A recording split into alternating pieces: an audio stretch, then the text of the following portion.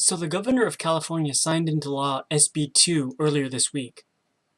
And what that did was place several restrictions on where law-abiding citizens with concealed carry permits may carry their firearms. Now, they had a press conference earlier this week, and I want to take a moment to respond to some of the points that they make.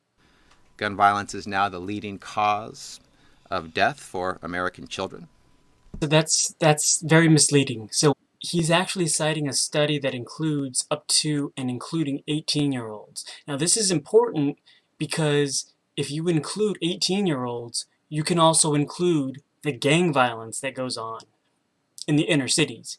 But he uses the term children to elicit an emotional reaction from his audience. So in other words, he says children wanting you to think of this,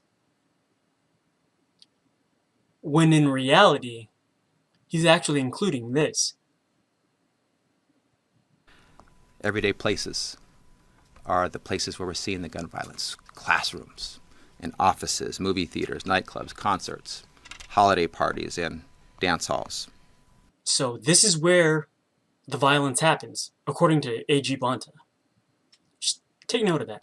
There are some who like to claim that they are tough on crime and that they are pro-law and order. But you cannot be pro-law and order if you're anti-gun safety. Okay, see, so there's a difference between gun safety and gun control. What he's talking about is gun control, but he's using the term safety because it sounds better. It sounds like he's not as controlling. You see, gun safety really doesn't have anything to do with law and order.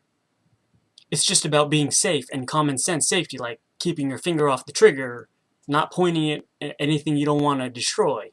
That's gun safety. You cannot be tough on crime if you're not tough on guns. We are tough on guns. Guns are a tool. They can either be used for good or bad, depending on the user of the tool. But he is tough on guns. I just wish that he would be just as tough on criminals. So next is going to be Jesse Gabriel, who is going to be talking about another bill they signed, which creates an additional tax for people that are buying guns or ammunition. This is a straightforward bill. It imposes a modest 11% excise tax on the gun industry. Let me say that again. This is a tax on the gun industry, on gun manufacturers and gun dealers. So an 11% tax is not so modest, if you ask me. And the reason he phrases it as if he's talking about it's a tax on the gun industry, on gun dealers, on gun manufacturers. Well, the thing is that who's that tax ultimately going to fall on? If the manufacturers have to pay more to make their guns, if the dealers have to make more to sell them, well, naturally, they're going to raise the price so that the end user, the consumer, is going to have to pay more to obtain it. So he says it's a tax on the gun industry because it's easy to make an enemy out of an industry or a business, because you're dehumanizing your subject. But ultimately, it's a tax on the end user, the consumer, the people that are actually buying the guns. That's who the tax is actually going to affect. But he doesn't say that. It's easier and it sounds better to say, oh, we're going to tax the gun industry, even though ultimately the tax is going to be passed down directly to the consumer, the American people. It's easy to vilify big business or the gun industry or the oil industry or any type of industry because there's no people. You don't think of people when you hear that. You just think of money makers, right? You're dehumanizing the people that are actually involved in that industry or that business. This tax would fund school safety, proven violence prevention measures, and a bunch of gun safety measures that have proven to keep our communities safe, including things like removing guns from domestic abusers. He's saying he wants to take guns out of the hands of domestic abusers. Well, okay, so that sounds fine. You know what would be better? Why don't we just lock up the domestic abusers? And there's a reason he doesn't explain this. The reason is he wants to remove guns from people who haven't been convicted of any crime yet. And you can't lock someone up if they haven't been convicted of a crime. In other words, he wants to punish people who haven't actually committed a crime yet. So next we have Anthony Portantino, who actually worked on the bill SB2, which restricts everyday Americans' ability to defend themselves in the places they need to defend themselves the most. SB2 has been a journey, as people have talked about. And to me, why it's not bipartisan really, really strikes me. We're talking about making sure that we define who a law-abiding citizen is. The opposition to this bill say you're going to penalize law-abiding citizens. The fact of the matter is we're defining what it means to be law-abiding. Okay, so this is 2023, and you still haven't defined what a law-abiding citizen is. That's a little...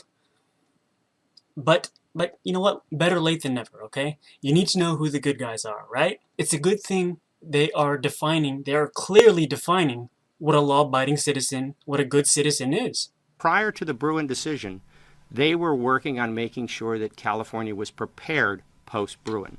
Okay, so what he's talking about is being prepared post-Bruen. So what the Bruen decision is it allowed, or rather it disallowed governments from arbitrarily denying someone the right to carry a firearm. In other words, they couldn't deny you because you didn't have a good enough cause. Now, gun control advocates will say that what Bruen did was allow criminals to roam the streets with guns, and that's just not true. Governments were still allowed to deny people a right to carry a gun based on if they had a criminal record or if they had any mental health issues. They just weren't allowed to deny a citizen the right to carry a firearm for no reason.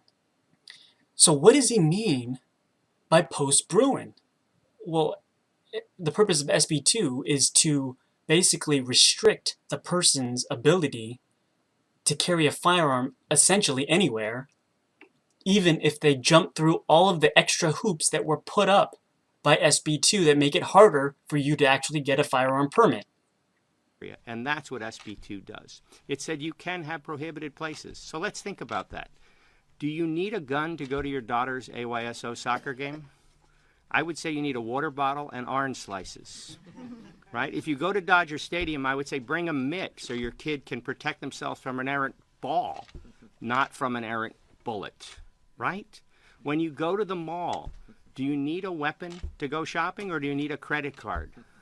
You need a credit card. When you go to the supermarket, bring your bags. Don't bring your gun. I think the people in Buffalo, New York, would disagree with Mr. Portantino here. Last year, Buffalo, New York, top friendly market, which I believe is a supermarket, just as the one that Mr. Portantino mentions. 10 people were murdered and 3 were injured. So why wouldn't Mr. Portantino not want you to take your gun to protect yourself in a supermarket if things like this are happening? And it's not just the supermarket. You literally heard AG Bonta come up not 30 minutes earlier telling you violence happens in everyday places. Well, I would think a supermarket would be an everyday place.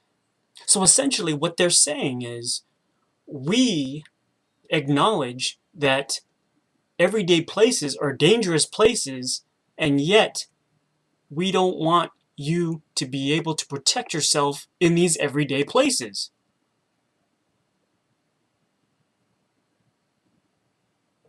And making sure that only an upstanding, law-abiding citizen is entrusted with this awesome responsibility of having a gun permit will make us safer. But even after they prove that they're one of the good people, like Mr. Portantino said, he doesn't want them taking it to ball games or supermarkets. the same places where A.G. Bonta said that gun violence happens all the time. Having a robust list of prohibited places will make us safer. So it'll only make you safer if the criminals follow that list. And somehow, I don't think the perpetrator in the Buffalo mass shooting would have followed that list. Would have abided by those laws. I think, in New York, it's already pretty hard to carry a gun, yet he carried one and he killed a lot of people in this supermarket. So I can't say for sure that having a prohibitive list would in fact make you safer if the criminals don't abide by it. And so let's hear it from the man himself, the governor. He's going to talk about why he signed this bill and a bunch of other things. In fact, it was Ronald Reagan himself. Many of the Republicans may want to look him up before they show up to the Reagan Library, that not only signed that first bill in 1967, but advocated in 1989 for an assault weapons ban. So Gavin tries to get a little gotcha moment for the Republicans. I don't agree with someone based on the party they're from. I go off the principles that they stand for. Was Ronald Reagan wrong for signing the Hughes Amendment? Absolutely. Was he wrong for signing the gun legislation for the state of California? Yes, he was. Was Donald Trump wrong for saying we should take the guns first and go through due process second? Yes, he was wrong for saying that. And I did call it out at the time. Nation-leading efforts as an 18 to 21-year-old to buy a long gun. Got to be, I think, seems obvious to anyone that if you can't buy a beer, you shouldn't be able to buy a weapon of war. Well, Gavin Newsom seems to think that 18 to 21-year-olds shouldn't have guns because they can't buy a beer. Maybe someone should educate Mr. Newsom about what the age requirement for the armed forces is. I've never heard him come out against raising the age to join the army, but I guess according to Mr. Newsom, you'd be old enough to defend the country, but you're not old enough to defend yourself. So next, Mr. Newsom is going to go on to talk about the increase in tax on the gun industry. This is not a general income tax, not a corporate tax. This is not, this is, from my perspective, more of a sin tax. A sin tax. So he's basically saying that if you're buying guns or ammunition, that's a sin. Well, it clearly shows how he feels about guns. He doesn't respect the Second Amendment. He doesn't respect the civil rights that people have to own firearms. I talked to some gun manufacturers, gun dealers in the state, about some of these forthcoming proposals, like the tax.